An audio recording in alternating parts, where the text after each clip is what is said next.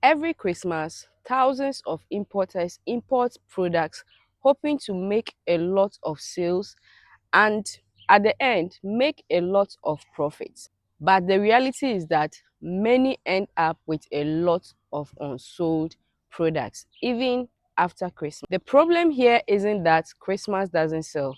The main problem here is that they choose the wrong products to sell during Christmas.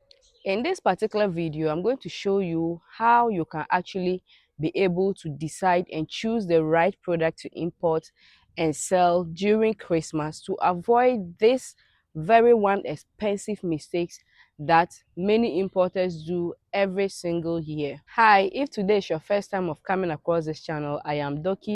Over here, I give you tips on how to make your mini importation a very successful one.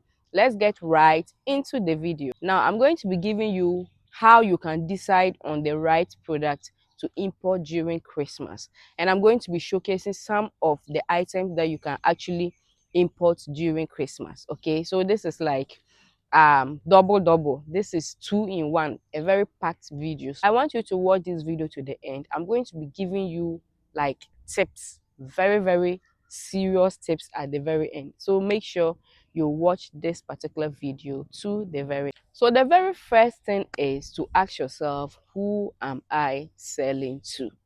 Who are you selling to? The mistake that most of us do is we quickly ask, what am I importing? What should I import? Instead of asking, who am I selling to? That is like one of the biggest mistakes that people do during Christmas. That is very expensive. Understand that different customers buy different things during Christmas, right? So you need to specifically define the people that you really want to sell to during Christmas. Are you going to be selling to travelers? Because during Christmas, many people travel. Are you going to be selling to travelers? That will now decide what you are going to import. Going to be selling to parents, because during that time, parents tend to buy a lot of kids clothing for their kids, right? Are you going to be selling to churches, to companies, to restaurants? You know, you have to specifically define the people that you are actually targeting during Christmas, so that that will actually inform the type of items you are going to buy. That is the mindset I want you to have about this particular point. The next point is solve a Christmas problem. We are actually importing items for Christmas. So Christmas, let's say supposedly, is the problem, right? So we now have to get a product that is going to solve that problem. So during Christmas, what are some of the problems that actually emerge? You need to ask yourself as an importer. During Christmas, most people tend to do a lot of decorations. And during these times too, these suppliers, they always bring out new things every single time. So there's no single way you cannot find items to solve specific Christmas needs. So getting a specific Christmas need and importing an item to solve that problem is also another way of actually targeting or getting sales during Christmas, so that you know that this stock is not coming to be looking at me even after Christmas. The next step is to ask yourself, can this item or this product sell even after Christmas? This is where the smart importers come in. You need to be very selective with your items. You need to select items that you can sell even after Christmas. Christmas is just some few weeks, right? It's just some few weeks. Yes, if we really sit down to analyze, people don't like over celebrate Christmas like a month. No, it just happens for some few weeks. So once the first, the first Christmas itself week is gone, and the other week too is gone, and New Year is gone, like that's just it. So you actually have to be very selective with your items. Import items that even after Christmas you can actually be able to sell it. So yes, it is good that you can buy those Christmas pajamas, those Christmas decorators, those things that actually are branded Christmas, right? You can actually import those items, but make sure that you buy it at a very low MOQ. It is better that you sell out and people are asking, then you have stocks that you will have to sell the other year, right? If you buy like power banks, you can sell them during Christmas, and even after Christmas you can also still sell them. Case clothing too, yes, you can sell them during Christmas, and even after Christmas you can still sell them. Shoes, you can sell them during Christmas, after Christmas you can still sell them. I hope you understand. So you have to be very, very selective when it comes to the type of items that you are planning to actually import during this time. Be very, very selective. Now the next one is, can people buy it? Yes, we actually assume that people do a lot of impulse buying during Christmas, but let me tell you that it's not everybody that is ready to spend that much during Christmas. And it's not everybody that is ready to buy so many expensive items. Even during Christmas, people feel like it is the time for we, the sellers, to actually discount everything.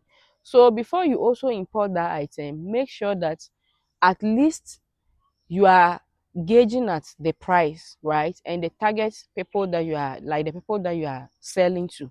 If you define the people that you are selling to, that's the first point that I gave. If you define them very, very well, you'll see that at this particular point, you already know the people that you are targeting and how much they might be willing to spend for that particular item, so that you are very, very selective when it comes to the type of item. You don't need to get overly expensive kids clothing.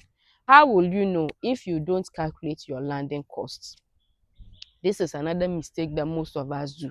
Before you import any item during Christmas, make sure that at least you have an estimate of how much you'll be selling that item during Christmas. There is nothing new under the sun. Definitely, people are selling similar items. You can compare and see how much it is. And even during Christmas, people are expecting that that price will drop, right? So you really, really have to calculate your landing cost very, very well. Make sure that you calculate the price of the item, you calculate how much the shipping costs, every single thing, delivery to your house, and estimate. I'm not saying that you get exactly. This is just an estimate that you want to give, so that at the end of the day you know that, okay, this power bank that I'm importing, by the time this power bank gets to me, this power bank is going to cost me, like, let's say $10, right? If this costs $10, how much are people already selling it, and how much can I sell it during Christmas to make profit, right? Because yes, we think about our customers, but we also think about ourselves, because we also want to make very good sales during Christmas. So affordability is also another thing that you have to really, really consider. Now, the next step is for you to try your possible best to avoid fragile goods. This thing has affected so many importers during Christmas. Imagine you import an item, you want to sell it during Christmas. The item finally arrives and the item is damaged. When are you going to buy another one for it to come? Christmas too comes once a year. So what exactly are you going to do? So please, when you're also importing your items, you have to be very, very careful. Okay. Now, this thing always affects people who do not check descriptions of items, or who do not ask relevant questions. If you are buying an item and you see that, like the way you even see that, you know that, okay, this might be a fragile goods or a fragile item, right?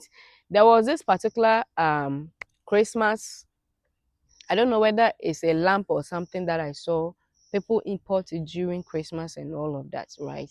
Those are the example of fragile goods. I'm not saying that you should you shouldn't import it, because you know that Christmas items are attractive, and mostly they use glass and all of those things to actually produce them, right, or to manufacture them.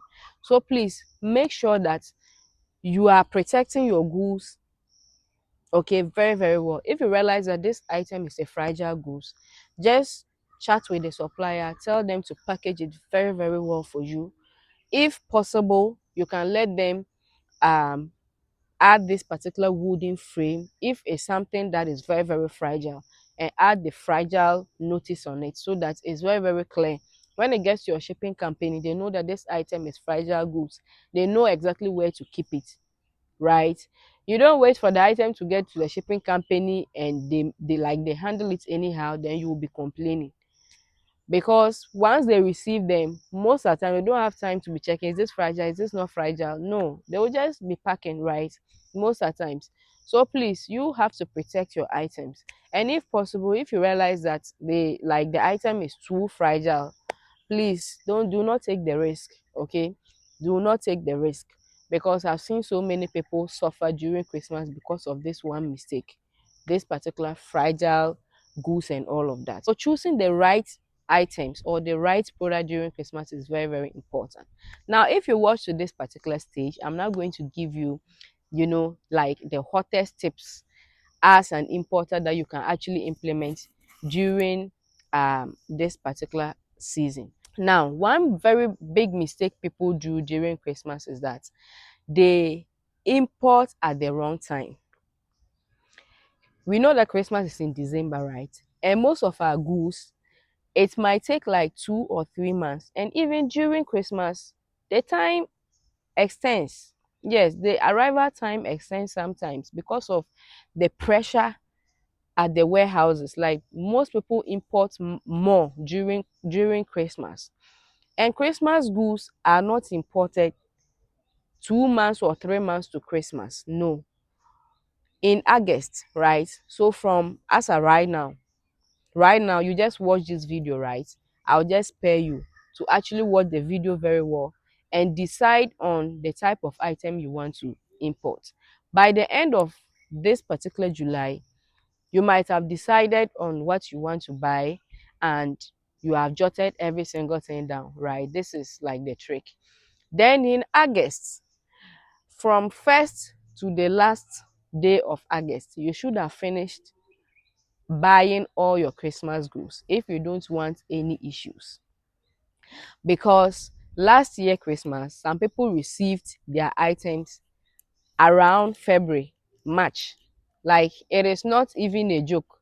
I saw some importers, lamenting and crying on TikTok because of this particular issue, right? So you would want to avoid this. Now, those of us that are going to be buying Christmas pajamas and all of that, this one is like the hottest of the hottest. For you people have to to take this particular point very, very seriously, because Christmas pajamas and all of those things are sold in November, not December. I hope you understand. It's not sold in December. It is sold in November because people prepare those pictures for Christmas, okay, or the first week of Christmas. So it means that you have to bring your pajamas in very, very fast and start marketing them early week of November. I saw somebody selling Christmas pajamas in March. You see, and the person was now pleading with us, please, I beg you, please just buy it for me. And at that point too, you might not be able to sell it at the price that you're even supposed to sell. You haven't added anything. And what's the essence, right? So those of us specifically who want to import the Christmas pajamas, please make sure you are very, very fast and sharp about it, okay? Now, the last tip is that during Christmas, there is a lot of pressure on the Chinese yen, right? So you would want, if you have an Alipay account, okay, you would want to start buying small, small, because by that time, sometimes you will not even get the RMB. You will not even get. And even if you get, the rate is very, very bad. So if the rate becomes a bit okay for you as an importer and you have money available and you are ready to buy your, please just get your RMB. If you get it a week before this particular month ends, you know that in August you are going to buy, right? So by that time, at least you have saved some small RMB that you can use to buy. Many people wait till that particular hottest time, because that time too you might not even get. That's the honest truth. Even if you get, as I said, the rate will become very, very high for you. So this brings us to the very end of this particular video. If you haven't still subscribed to this particular channel, you are missing out a whole lot. Do well to hit on the subscribe button, and I'll be seeing you in my next video. It is bye bye.